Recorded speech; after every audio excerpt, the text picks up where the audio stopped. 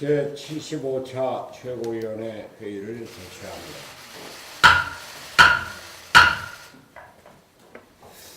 제가 오늘 말이 조금 길어질 것 같은데 좀 양해 좀 해주십시오. 짧게 좀 정리하려고 그랬는데 시간이 없어서 정리하다가 안 되는 것 같아요.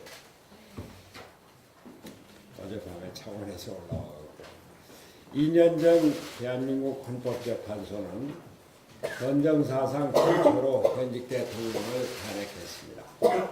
탄핵 결정 이후 치러진 대선을 통해서 정권을 교체했지만 제왕적 대통령제 하에 패권주의는 더욱 악화되었습니다. 사람만 바뀌었지 제도가 바뀌지 않은 탓입니다. 국정농단의 근본 원인인 제왕적 대통령제와 구태정치의 근본 원인인 승자독식 양당제가 아직도 시퍼렇게 살아있기 때문입니다. 경제는 날로 악화되고 취업은 늘고 경제적 불평등은 심화되고 서민들은 죽어가고 있는데 우리 사회는 이념의 양극화가 극심해지고 있습니다. 청와대와 집권 여당은 나라를 왼쪽으로 몰고 가려 하고 자유한국당은 오른쪽으로 몰고 가려고 하면서 이념 갈등을 부채질하고 있습니다. 국가와 사회의 안정적 발전을 도모하기 위해서는 정치개혁이 핵심입니다. 2년 전 촛불시민혁명이 외쳤던 내가 나를 대표한다는 위대한 대의제를 위해 선거제도부터 고쳐야 합니다. 연동형 비례대표제가 바로 그것입니다. 제가 단식을 하고 손다방 푸드트럭을 몰고 전국을 돌아다니면서 선거제도 개혁을 호소하는 것도 촛불혁명을 한 단계 더 발전시켜 합의제 민주주의를 이루어내고자 하는 충정 하나에서였습니다.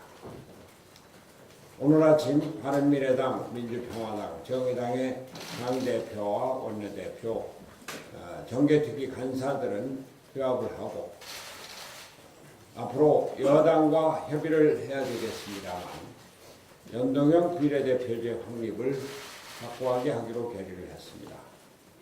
자유한국당이 반대하는 상황에서 이를 극복하기 위해서 긴급처리 안건 패스트트랙을 상정하기로 의견을 모았습니다만 우리 김관영 원내대표가 여당과 협의를 할 것입니다.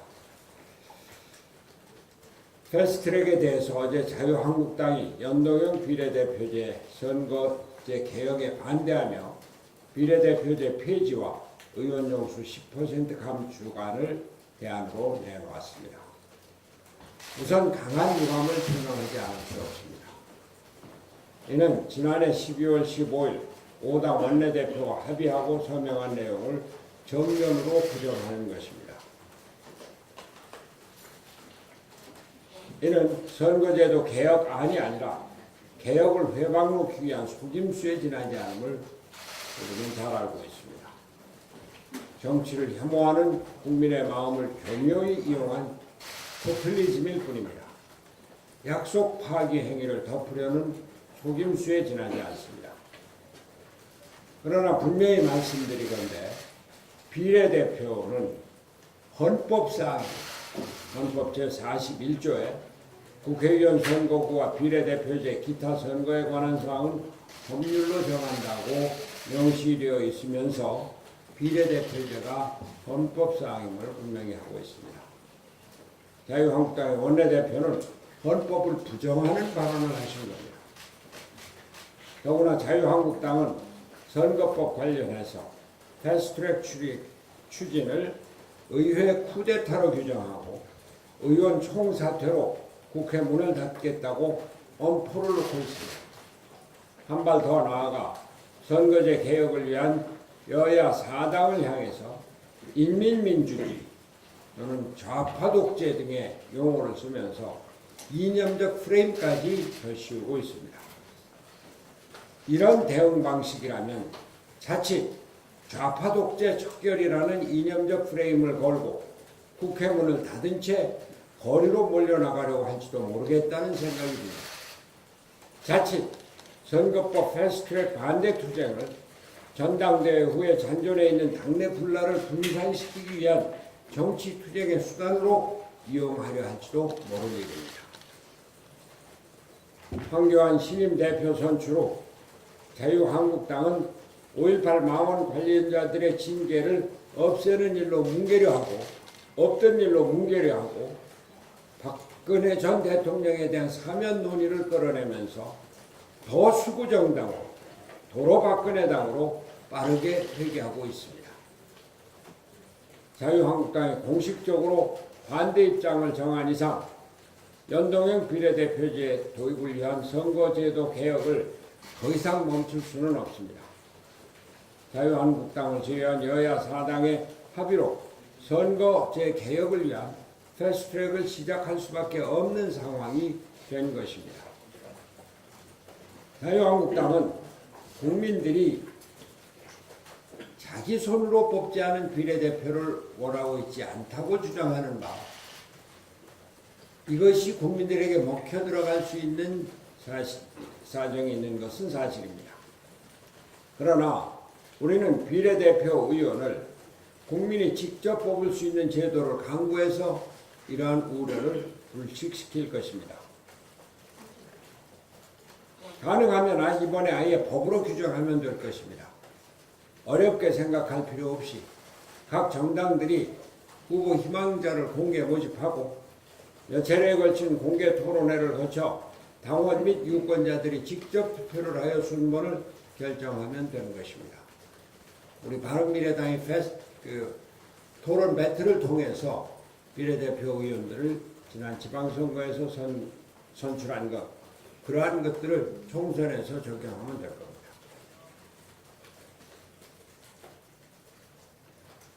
정치 선진화의 첫 단추는 공천 방식의 선진화가 될 것이고, 우리는 이것을 실행해서 민주주의 발전에 기여할 것입니다.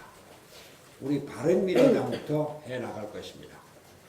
우리는 민주주의를 발전시키고 의회가 민생과 경제를 책임지는 제도를 확립하기 위한 의회민주주의, 제왕적 대통령제를 극복하고 합의제 민주주의를 확립하기 위한 연동형 비례대표제를 확립하기 위한 결연한 의지로 대처할 것을 국민 앞에 다짐합니다. 한 가지 더 말씀드리겠습니다. 어제 봄비를 맞이해서 아주 새로운 봄 기온을 맞이했고, 무엇보다도 오랜만에 미세먼지 없는 걱정 없는 주말을 보냈습니다. 당연하게만 생각했던 푸른 하늘, 맑은 공기가 정말 소중하다는 사실을 다시 한번 느낄 수가 있었습니다. 하지만 안심할 때가 아닙니다. 장기적이고 구체적이며 글로벌 차원의 미세먼지 대책을 강구해야 합니다. 저는 지난 금요일 최고위원회에서 미세먼지 문제의 해결을 위한 범사회적 기구 구성을 제안한 바 있습니다. 여야가 초당적으로 동참하고 정부와 사회 각계각층이 참여하여 총체적이고 전면적인 미세먼지 대책을 마련하는 기구를 구성하자는 것이었습니다. 또한 그 위원장으로 반기문 전 유엔 사무총장을 추천했습니다. 반기문 총장은 미세먼지 문제에 대해서 특별한 관심을 갖고 계신 분으로 당연히 이 문제에 대해서 커다란 관심을 가지실 것으로 생각합니다. 문제는 정부의 대응 자세입니다. 정부가 정말로 미세먼지 문제를 심각하게 받아들이고 해결할 의지가 있다면 이제는 결단해야 합니다. 금년 2월 15일부터 미세먼지 대책 특별법이 시행되어서 국무총리 산하에 미세먼지 특별대책위원회가 구성되게 되어 있지만 그것만으로는 불충분합니다. 아직까지 실효성 있는 대책을 내놓지도 못하고 중국에게는 말 한마디 못하는 정부를 국민은 더 이상 신뢰하지 않고 있습니다. 삶의 질을 넘어서 국민의 생명권을 위협하고 있는 미세먼지 문제는 우리 사회 전체의 가장 중요한 미래 문제가 되었습니다. 국무총리 직속위원회로 해결할 수 있는 사안이 아닙니다. 정부와 정치권, 시민사회 전체가 참여하여 지혜를 모을 수 있고 대책을 강구할 수 있는 기구가 필요합니다. 충분한 예산과 행정이 뒷받침되는 국가적인 기구가 필요한 것입니다. 그리고 그 위원장으로 반기문 전 총장이 적임자입니다. 반 전 총장은 최근 보다 나은 미래를 위한 반기문 재단의 이사장을 맡아서 기후변화 분야에 대한 대책 마련에 나섰습니다. 오래전부터 환경 문제에 대한 글로벌한 식견을 가지고 있는 것으로 정평이 나 있습니다. 또한 이 문제가 국제적인 공조가 필요한 만큼 보아포럼의 이사장을 맡아서 시진핑 주석과 긴밀한 신뢰관계를 유지하고 있는 것도 큰 도움이 될 것입니다. 무엇보다 반기문 전 총장은 여야 모두로부터 지지를 받을 수 있고 진보 보수를 떠나 전 국민, 전 계층을 아우를 수 있는 분이라는 것이 가장 큰 장점입니다.